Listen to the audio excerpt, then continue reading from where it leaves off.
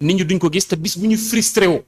ba wëlbati ko ci kawam yéen ñi koy défendre ci télé sax vous aurez des problèmes de sortir dans vos maisons man maa la wax lii bu ci kanamee et dinañ ci toogaat ñu waxtaanaat ci ñaanuma ko nag mu agsi mais pour mu bañ a agsi il faut ngeen toog ñu waxtaanee réew mi te ngeen nangoo nekk ay nit ngeen yaatal rek ñu waxtaanee réew mi. D'accord. Monsieur Soumarou. Alors, monsieur Thiam, au début, il nous avait invité woon ci débat d'idées, mais après il a carrément wax na daal il a wax. Je suis beaucoup occupé et après je me suis même perdu dans ce qu'il disait. Voilà, je vais essayer de répondre de manière objective, bañ a dugg sur des détails parce que je pense que détails moom moi je vais essayer de m'en tenir à ce que j'avais dit au début, bañ a dugg ci ay détails par rapport ak diplomatie bi. Gis nga la différence entre Macky Sall ak aujourd'hui les gouvernants c'est quoi? Xam nga dañ ne tubaab yi boo leen neexee rek xamal ne yaa ngi sànq sa réew. Tubaab yi boo leen neexee rek parce que loolu jarul xam-xam bu rëy ñëpp xam nañ ne les États n'ont pas d'amis, ils n'ont que des intérêts. Absolument. Soo nekkee seen benn genre gouverneur di def lu ñu bëgg. Bien entendu que da ngay nekk seen boy. Macky Sall c'était le petit de Macron même si Macron xaw ma ndax Macky mënu ko sax jur pour dire que li mu ko magee parce que Macky Sall c'était le petit de Macron. Ñun nag on refuse. Le président Bassirou Diomaye Faye il est jeune par le nombre d'années plutôt, mais c'est un leader qui est conscient qu'il est à la tête d'un pays de bañkat. Sénégal ñun ay bañkat lañ daf ñu renouer ak ñun lu ñu gëm. Aujourd'hui oui ñenn ñu doon exploiter Afrique di exploiter Sénégal ñu ci bëri du ñu nekk suñu ay xarit c'est normal et ça on l'assume parce que nous on met tout le temps suñu ay intérêt au devant. Yenn marché yu ñu doon jox tubaab yi français yi ñu ciy am ay pourcentage wala bokk ñu leen di permettre seen ay sociétés yoo xam ne elles étaient en faillite ñu leen di redresser grâce au marché qu'on leur donne ñun defatuñu loolu suñu matière première yi ñu doon brader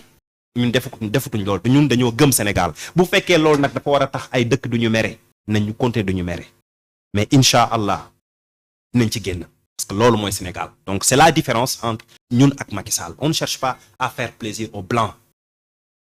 Le président Bassirou Diomaye Faye, c'est le président des Sénégalais. Il cherche d'abord à faire plaisir aux Sénégalais. Il défend d'abord les intérêts des Sénégalais. Ñun intérêt Sénégal moo ñu amal njëriñ d'abord balaa ñuy faire plaisir à des blancs. Il ne cherche pas à être le petit de Macron. Wax naa ko, il est jeune par le nombre d'années, mais il est grand par le leadership. Xam na ne il est à la tête d'un grand pays. Donc aujourd'hui,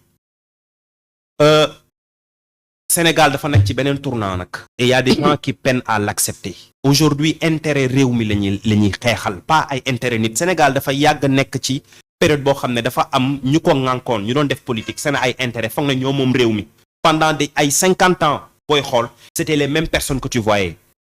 Aujourd'hui loolu nag cycle boobu la ñu briser et des gens ils peinent à réaliser cela. Nee na xaalis circulé wul oui xaalis circulé wul comme mu njëkk ba ça je vous rejoins parce que tout simplement mais milliardaires ñu doon sàcc xaalis des politiciens yoo xam ne xamewoo leen entreprise xamewoo leen business parce que tout simplement c'est des amis du président parce que tout simplement c'est des amis du président ñu leen di jox xaalis réew mi ñu koy pasar loolu amatu fi xaalis bu ñu doon jël di ko maye xaalis dañ koy ñàkk wala nga def business mais oui xaalis bu ñu doon foowee mais amatu fi c'est vrai xaalis circulé teewul comme bu njëkk ba c'est vrai parce que tout simplement ñun on a pris l'option de bañ a jël xaalis réew mi di ko foowee on a pris l'option ñu bañ a def ay recrutement de complaisance. Il y a des gens qui ont perdu leur emploi je suis d'accord parce que tout simplement emploi yu ñu amoon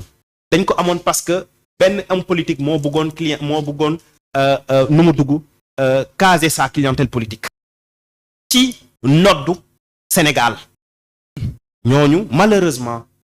parce que nag sénégalais ñaanuñu kenn mu perdre emploi mais nag l'intérêt national l'intérêt du pays prime sur des intérêts individuels loolu foofu la Sénégal tollu dama ne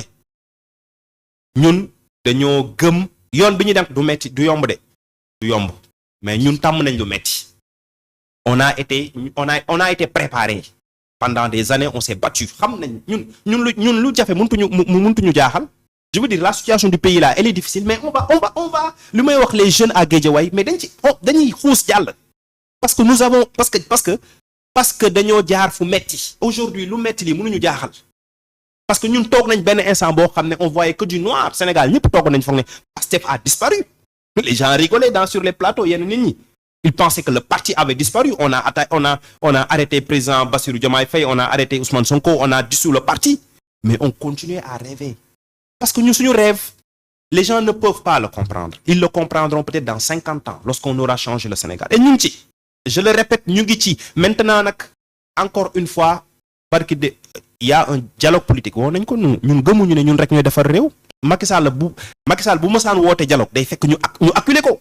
mu metti lay woote dialogue mais le président Bassirou Diomaye Faye dafa gëm ne comme vous l'avez dit que Sénégal ñëpp koy waxtaane mais woote nañ dialogue politique loolu ku bëgg defar réew ku bëgg ñëpp bokk mais doo woote dialogue politique léegi nag képp am xam-xam bëgg sa réew mais tu proposes tu critiques boo gisee li ñuy def baaxul parce que encore une fois loolu mooy defar réew ñun amuñu problème boobu en tout cas ñun Pastef dañoo jàpp ne on n'a pas toutes les solutions en main dañoo jàpp ne que le Sénégal ne nous appartient pas à nous seuls mais nag Sénégal daf ñoo jaral dañoo jàpp ne bokk nañ ci ñu Sénégal gën a jaral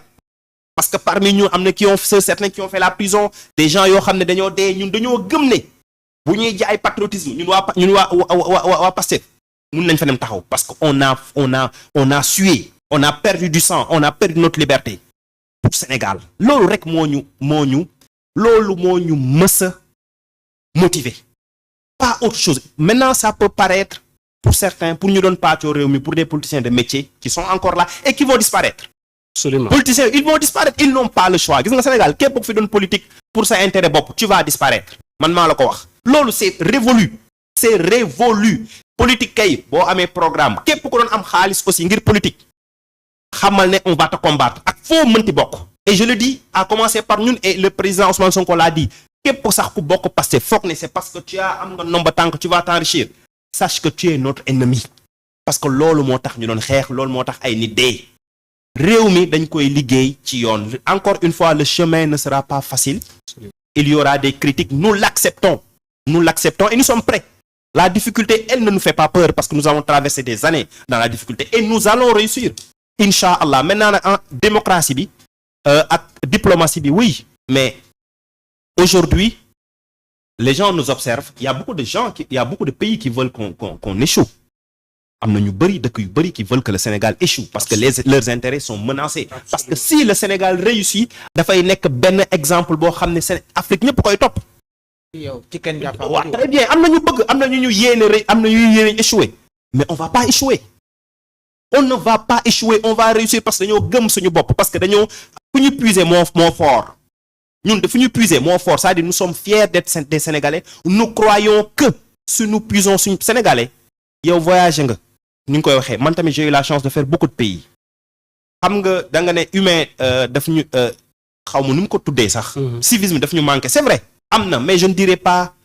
je veux dire dëkk boo dem États-Unis sax boo demee y a des gens qui yu sànni poubelle ci mbalit bi absolument mais man j'ai fait plus de 25 pays en Afrique et je vous dis que le Sénégalais c'est quelqu'un de très intelligent peut-être civisme dinañ ko manqué mais c'est quelqu'un qui aime son pays c'est quelqu'un qui est fier de sa patrie à travers sax suñuy langue suñu wolof bi foo dem 1 2 3 bu ñu suñu wolof la ñuy làkk loolu day wane ne ñun fierté bu ñu am et ñun nous voulons puiser sur loolu pour développer suñu réew il y a beaucoup de choses à régler nous sommes d'accord parce que aujourd'hui politiciens yi li ñu waroon liggéey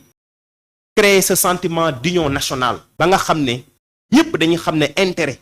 réew mi moo la ñëpp war a def c'est vrai que loolu des na et on est en train de travailler et la preuve gisoo dans l'éducation élémentaire dañuy introduire les langues nationales aujourd'hui am na ay écoles yoo xam ne dañ ko def genre école day am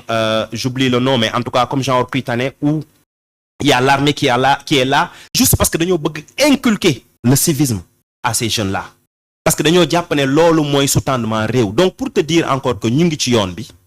ça sera difficile on l'accepte mais on va réussir sur Tadji ñëw ci deuxième point bi ñu mën ko jeexalee parce que def nañu benn tour horloge monsieur Thiam damay ñëw ci débat